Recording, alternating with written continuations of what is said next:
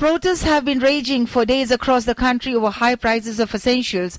The government raised the minimum export price of onions on Wednesday from $300 per ton to $500. Both onions and potatoes have been brought under the stock holding limit for 1 year.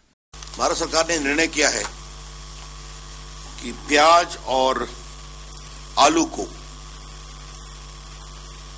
Essential commodity act के stock holding limit के अंतर्गत लाया जाए। सरकार को ऐसी शिकायतें आ रही थी कि पर्याप्त उपलब्धि के बावजूद इन दोनों जो प्याज और आलू है इसकी कीमत बढ़ रही है। होर्डिंग की भी शिकायतें आई थी और आपकी जानकारी के लिए लगभग 6 राज्यों ने भी आग्रह किया था कि ये नोटिफिकेशन होना चाहिए। Soaring retail prices of onions have become the barometer of the common man's misery. Prices of the staple went up in Nashik's wholesale market by 200 to 300 rupees per ton during Wednesday's trade, which seemed to have forced the government's hand to raise export prices.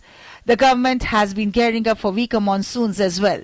Apart from setting up monitoring units for drought preparedness, it has called a meeting of state food ministers on Friday to manage supply-side issues of essentials and cracking down on profiteers. Cabinet ने अपेक्षा की है कि राज्य सरकारें इसके बाद सघन, प्रभावी और प्रामाणिक कार्रवाई करेंगी।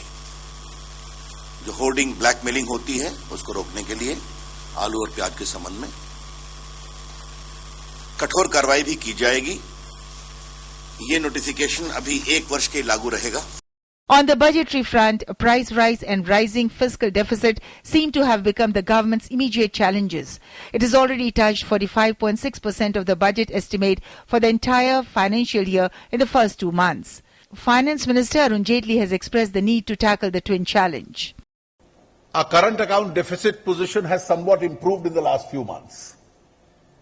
That seems to be a silver lining. But the fiscal deficit is a major challenge. So you have growths which have slowed down. You have a high fiscal deficit. You have a rate of inflation which in comparison to the last 2 years has somewhat come down,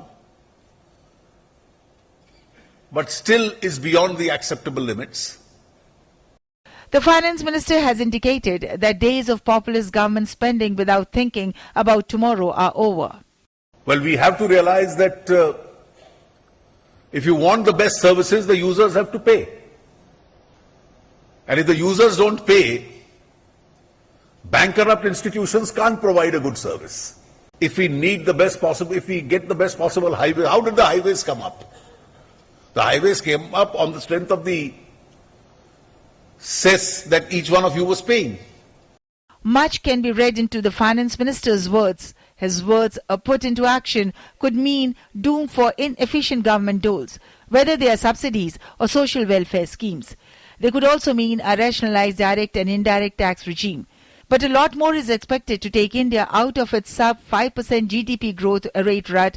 Budget day could well be a day of reckoning for the entire country. Newsnight Desk, DD News.